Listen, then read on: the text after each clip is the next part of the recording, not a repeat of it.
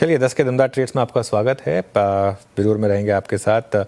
हमारे साथ इस शो में मानस जायसवाल और प्रकाश काबा पिछले शो से बने हुए हैं, साथ ही नीलेश जैन और अरुण कुमार मंत्री भी जुड़ेंगे।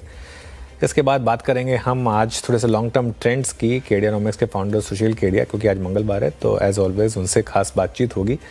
इसके बाद हम बात करेंगे KPIT टेक की CFO प्रिया हार्डिकर से, अच्छे नंबर्स के बाद अच्छी रैली स्टॉक में। और फिर आशीष के पास चलेंगे और जानेंगे बजाज फाइनेंस जो आज का एक्सीडेंट ऑफ द डे है, इतनी बड़ी गिरावट उसमें क्यों रही, इन सब पर बातचीत होगी। इससे पहले एक नज़र मार्केट पर। मार्केट अभी भी डीलों के करीबी है। थोड़ा सा निफ्टी ने आज खुलते ही 20 डेमा को रिजेक्ट किया और वो 25,600 से 25,650 के जोन से एकदम रिजेक्शन आया। और आज थोड़ा सेंटीमेंट ख़राब किया B2 ने, यानी कि बजाज फाइनेंस और बजाज फिनसर्व। ये दोनों स्टॉक्स, हालांकि फिनसर्व के नंबर्स अभी नहीं आए हैं लेकिन फाइनेंस के आ गए हैं, 7% नीचे है वो। फिनसर्व के आज आने नंबर्स, लेकिन वो होल्डिंग कंपनी भी है बजाज फाइनेंस की, तो उसका भी एक इम्पैक्ट है। इसके अलावा अगर आप निफ्टी की बात करें तो थोड़ा सा प्रेशर इसके अलावा टाटा मोटर्स 1.5% नीचे, श्रीराम फाइनेंस 1.5% नीचे, ONGC नंबर्स के बाद गिरता हुआ, टाइटन, यहाँ पर आपको थोड़ी सी गिरावट देखने को मिलेगी।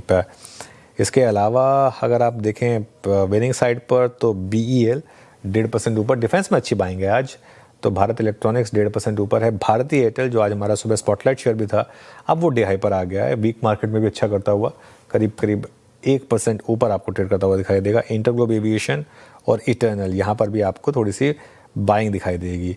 F&O स्टॉक्स में ब्रिटानिया 5.5% नीचे, हुडको 3.5% नीचे, आदित्य बिरला कैपिटल 2.5% नीचे, क्रॉम्पटन, यूनियन बैंक, ये कुछ स्टॉक्स हैं जहाँ पर प्रेशर है।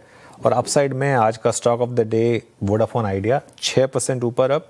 इसके अलावा सिंजीन, इंडसइंड बैंक, परसिस्टेंट, और सिंजीन और परसिस्टेंट उस चैनल पर कॉल्स भी ली गई थी आज सुबह। यहाँ पर मोमेंटम ठीक ठाक दिखाई देगा। वीरू जी हाँ, तो ये थी, अगर आप देखें, छोटी सी समरी आपने सुनी अभी। और अब एक काम करते हैं, ट्रेड्स पिक करना शुरू करते हैं। पिछले कार्यक्रम से इस कार्यक्रम में हमारे साथ मानस जी, प्रकाश का बस दोनों मौजूद होंगे। बाकी फ्रेश पर्सपेक्टिव लेके नीलेश जैन और अरुण कुमार मंत्री साहब मौजूद हैं। आप सभी को नमस्कार। अरुण जी गुड मॉर्निंग, आपके 2 ट्रेड्स इस वक्त के। Good morning Virendra, good morning sir. देखिए, दोनों मुझे लग रहा है मार्केट ओवरऑल वोलेटाइल है, पर बायस पॉजिटिव रखना चाहिए। तो पहला स्टॉक परसिस्टेंट ही रहेगा। परसिस्टेंट में 6000 के ऊपर काफी अच्छा ब्रेकआउट देखने को मिल रहा है, तो 5940 के स्टॉप लॉस के साथ इसको बाई करने की सलाह है। 6123 वहां तक के टारगेट्स मुझे लग रहा है परसिस्टेंट में आने चाहिए।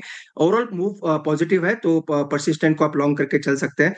दूसरा स्टॉक अगेन मेरा नेस्ले रहेगा। 1242 के स्टॉप लॉस के साथ नेस्ले को बाई करने की सलाह है। 1265 के आसपास चल रहा है। स्टॉक में मूव साइडवेज है, पर एक ब्रेकआउट के संकेत देखने को मिल रहे हैं, तो 1320 का टारगेट रहेगा और 1242 का स्टॉप लॉस है। ओके, नेस्ले आपका एक 1264 पे बाय कॉल है। नीलेश जी गुड मॉर्निंग, आपके 2 ट्रेड्स।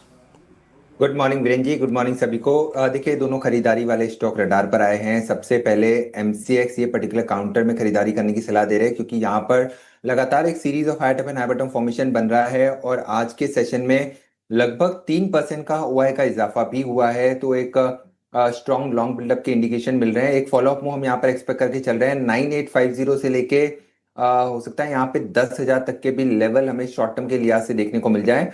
9480 का स्टॉप लॉस रखना होगा, 9480 का स्टॉप लॉस होगा, 9850 एंड 10,000 के अपसाइड में टारगेट होंगे। वही जो दूसरा स्टॉक हमें पसंद आ रहा है वो है भारती एयरटेल।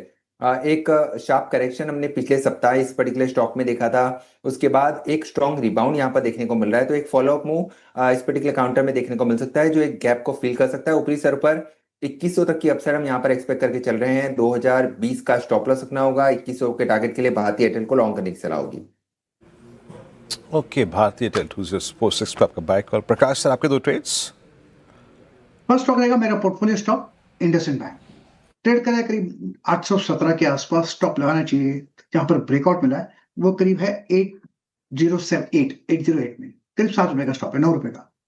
मेरे ख्याल से इसका टारगेट है 830, वो सही रहेगा। टारगेट 830 पॉसिबल है, लेकिन ये ऐसी जोन पर है, आते दिनों में और भी हाई जोन देखेंगे। अगेन डिस्क्लेमर, मेरा पोर्टफोलियो स्टॉक। सेकंड स्टॉक जो पसंद है मुझे वो है BEL। अभी तो निकला है बाहर, ट्रेड करा है 423 के आसपास, स्टॉप लगाएंगे 420, 3 रुपए का स्टॉप है। मेरे ख्याल से टारगेट होगा 430 का BEL। ओके, BEL यहाँ पर भी एक ट्रेड। मानस जी बताइए आपकी ट्रेड्स इस समय की। तो देखिए, पहले तो टोरेंट फार्मा पे खरीदारी करने की राय रहेगी। यहाँ पर कल भी हमने एक बढ़िया मूव देखा था, कल यहाँ पर मैंने रिकमेंडेशन भी दिया था। लेकिन आज के पैटर्न को देख के लग रहा है कि टोरेंट फार्मा नेक्स्ट मूव के लिए तैयार है। 3794 के स्टॉप लॉस से 3950 3950 तक के टारगेट्स पॉसिबल है टोरेंट फार्मा में, तो यहाँ पर खरीदारी करनी है। दूसरा स्टॉक नैल्को का है, नेशनल मीनियम का है, यहाँ पर भी खरीदारी करने की राय रहेगी। कल हमने ब्रेकआउट देखा, आज रैली वापस देखने को मिल रही है। यहाँ पर करंट लेवल्स पे खरीदारी करने की राय रहेगी। स्टॉप लॉस आपको 257 के लगाने हैं और टारगेट आपको 268 के सेट करने हैं। ओके, चलिए आगे बढ़ते हैं। हमारे साथ अब केडियानॉमिक्स के फाउंडर सुशील केडिया जुड़े हैं, उनसे समझते हैं कि पर बात करने के लिए, और अगले मंगलवार आपसे फिर बातचीत होगी। Thank you so much. KPIT के नंबर्स की बात करते हैं। थोड़े नंबर फीके रहे हैं यहाँ पर, ख़ासतौर से जो सीक्वेंशियल नंबर्स को अगर आप देखें, सिर्फ 0.3%, जिसमें से भी केयरसॉफ्ट एक्विजिशन का ज़्यादा कंट्रीब्यूशन रहा है। हमारे साथ KPIT टेक की CFO प्रिया हार्डिकर मौजूद हैं। Priya ji good morning. तो केयरसॉफ्ट के एक्विजिशन ने करीब 2.5% कंट्रीब्यूट किया, तो इसका मतलब ऑर्गेनिक रेवेन्यू अगर आपका देखें तो क्वार्टर ऑन क्वार्टर एक्चुअली गिरा 2.3%। ऐसा क्यों रहा? ऑर्गेनिक वीकनेस क्यों रही आपके बिजनेस में? दो तीन वजह है उसकी। पहली वजह, जैसे हम लगातार बात कर रहे हैं कि हमारे क्लाइंट्स का रीप्रायोरिटाइजेशन हो रहा है स्पेंड के लिए। हमारी कोई भी डील हाथ से गई नहीं है। इनफैक्ट हमारा जो पाइपलाइन है वो बढ़ता गया है। अभी हमने एक ऑर्डर बुक का डिक्लेरेशन भी किया है कि 232 मिलियन की TCV मजबूत हुई है। बट उसी टाइम हमारा 2-3 जो प्रोजेक्ट्स है और 2-3 जो प्रोग्राम है, वहाँ पे क्लाइंट्स ने उनका स्पेंड रीप्रायोरिटाइज किया है। जैसे मिडलवेयर हो या EV हो, उनका स्पेंड उन्होंने थोड़ा डिले किया है। इसी वजह से हमारा एग्जिस्टिंग जो बिजनेस है वो थोड़ा इस क्वार्टर में भी थोड़ा घट चुका है। बट अगर हम आगे की बात करें तो क्लाइंट्स में एक तरह का आत्मविश्वास और निश्चितता दिख रही है, खास करके ये टैरिफ और ट्रेड डील। मेरे पहले जो वक्ता थे उन्होंने भी यही कहा कि ट्रेड डील हो जाएगा, तो इसी वजह से उनका भी एक आत्मविश्वास है। KPIT के साथ वो जुड़े रहेंगे। हमारे क्लाइंट्स के साथ भी हमारी बहुत ही अच्छी बातचीत हो रही है, और इसी तरह से, और ये ऑर्डर बुक को लेकर हमें उम्मीद है कि H2 मतलब अक्टूबर से मार्च तक हमारे H1 से बहुत ही बेहतर होगा।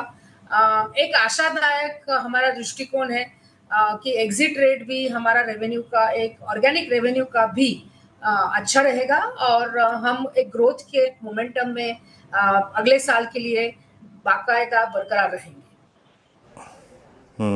अच्छा प्रिया जी, जो आप बात कह रही हैं कि ट्रेड डील थ्रू हो तो चीज़ें थोड़ा सा अच्छा होंगी, as you are saying that H2 is likely to be better from versus H1, की ग्रोथ ड्राइवर्स क्या होंगे? कौन कौन सा अगर आप देखें वर्टिकल डिलीवर कर सकता है? और थोड़ा सा और एक पिक्चर रिगार्डिंग आई थिंक जो डील कन्वर्जन है सेकेंड हाफ में, उस पर थोड़ा सा आपका चाहूँगा मैं।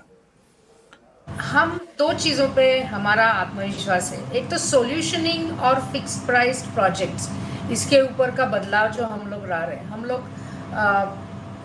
Consciously we are shifting towards solutioning than more then services. उसी तरह के क्लाइंट का एक आत्मविश्वास बढ़ता जा रहा है, और ये कॉन्शियस हमारे शिफ्ट की वजह से हमारा प्रॉफिटेबिलिटी में भी बड़ा बढ़ोतरी आ चुकी है। आप देखेंगे तो ये 21वां क्वार्टर है कि हमारा profitability, EBITDA margins have increased. और दूसरा एक जो है कि AI इन्फ्यूज्ड मोबिलिटी जो हम बात कर रहे हैं, उसी की सॉल्यूशंस हम हमारे क्लाइंट के साथ बात कर रहे हैं। उसे के डोमेन स्पेसिफिक जो निरंतर निवेश होगा वो हम करते रहेंगे। और एक हमने बहुत ही अच्छी इन्वेस्टमेंट्स की है। आप अगर देखेंगे, एक हेल्म करके कंपनी है कैलिफोर्निया में, उसका ऑटोनोमस ड्राइविंग सॉल्यूशन में हमने इन्वेस्ट किया है, तो उसके हमारे साथ अच्छे जुड़े होंगे।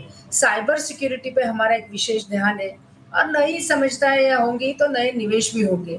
बट फंडामेंटली हम लोग सॉल्यूशनिंग माइंडसेट के ऊपर जा रहे हैं, सॉल्यूशनिंग ऑफरिंग के तरफ जा रहे हैं, जो क्लाइंट को भी उसके तरफ बहुत ही अच्छा आशादायक रिजल्ट्स लग रहे हैं।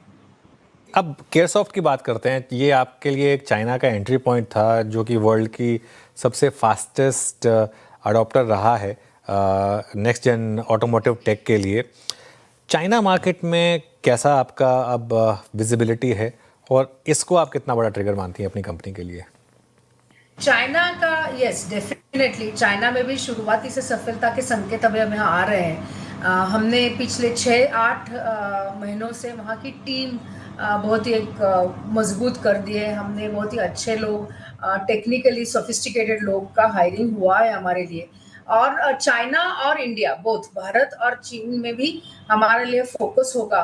तो यूरोप के बराबर दक्षिण पूर्व एशिया जिसके हम बात करेंगे चाइना हो या भारत हो उसके ऊपर भी हमारा बहुत ही फोकस होगा। और आप अगर H2 में आप देखेंगे दैट उसका contribution to our total revenue will also increase. All right Priya ji, बहुत बहुत शुक्रिया आज हमारे साथ जुड़ने के लिए। ऑल द बेस्ट आपको आगे आने वाले क्वार्टर्स के लिए। KPIT टेक थोड़ा सा आज स्टॉक का सॉफ्ट है, लेकिन अब बात करते हैं आज के एक्सीडेंट ऑफ द डे की। बजाज फाइनेंस, आज सुबह हम बात कर रहे थे, इसको रेड में भी लिया था हमने। क्या मार्केट को पसंद नहीं आया, ये आशीष से जानते हैं। आशीष, गुड मॉर्निंग, बताइए। Good morning. बड़ी गिरावट देखने को मिलेगी नतीजों के बाद। 7% का बड़ा कट यहाँ पर देखने को मिलेगा। कारण ये कि नतीजों में कुछ काफ़ी ज़्यादा नेगेटिव है। सबसे पहले अगर आप देखें तो जो AUM ग्रोथ की गाइडेंस जो कि पहले 24 से 25% थी, अब इसे घटाकर 22 से 23% कर दिया। इसके अलावा अगर आप देखें तो मैनेजमेंट ये भी कह रहा है कि आगे जाके क्रेडिट कॉस्ट जो है थोड़ा सा एलिवेटेड देखने को मिलेगा, खासतौर पर अगर आप देखें तो 2 व्हीलर 3 व्हीलर और MSME पोर्टफोलियोज में। साथ में अगर आप देखें तो ये ऐसा कह रहे हैं कि आगे जाके जो निम्स हैं ये स्टेबल देखने को मिलेंगे। यहाँ पर एक्सपांशन जो है काफ़ी लिमिटेड रहेगा। इसके पीछे कारण ये कि अगर ब्याज दरें यहाँ से घटती भी हैं और इनका कॉस्ट ऑफ फंड्स रिड्यूस भी होता है तो ऐसे ग्राहकों को पास ऑन करेंगे। तो निम्स में कोई बड़ी बढ़त की यहाँ पर उम्मीद नहीं लगाई जा रही है। साथ में अगर आप देखें तो जो MSME का डिसबर्समेंट है अनसिक्योर्ड पोर्टफोलियो, यहाँ पर अगर आप देखें तो एक गिरावट जो है मॉडरेशन एक्सपेक्ट कर रहे हैं और 10 से लेकर 12% का मॉडरेशन इस वित्त वर्ष में ये एक्सपेक्ट करके चल रहे हैं। साथ में अगर आप देखें तो इस नतीजों की हाईलाइट में ये भी रहा कि असेट क्वालिटी अगर आप देखें तो थोड़ी सी सीक्वेंशियल तौर पर डिटोरिएट हुई है। अगर आप प्रीवियस क्वार्टर से देखें तो जो GNPAs हैं ये 18 बेसिस पॉइंट बढ़े। लेकिन देखिए कमेंट्री थोड़ी सी नेगेटिव साइड पर देखने को मिली, इंटरनल्स थोड़े से वीक है, लेकिन दिक्कत की बात यह भी है कि स्टॉक बहुत ज़्यादा महंगा है और NBFC स्पेस में शायद सबसे महंगा स्टॉक है, क्योंकि मैं FY27 फॉरवर्ड के हिसाब से बता रहा हूँ almost 5 times price to book चल रहा है और इसी के चलते अगर आप देखें तो स्टॉक में बड़ी गिरावट नजर आएगी। ऑल राइट, चलिए शुक्रिया आप आशीष। तो ये आज का एक्सीडेंट ऑफ द डे।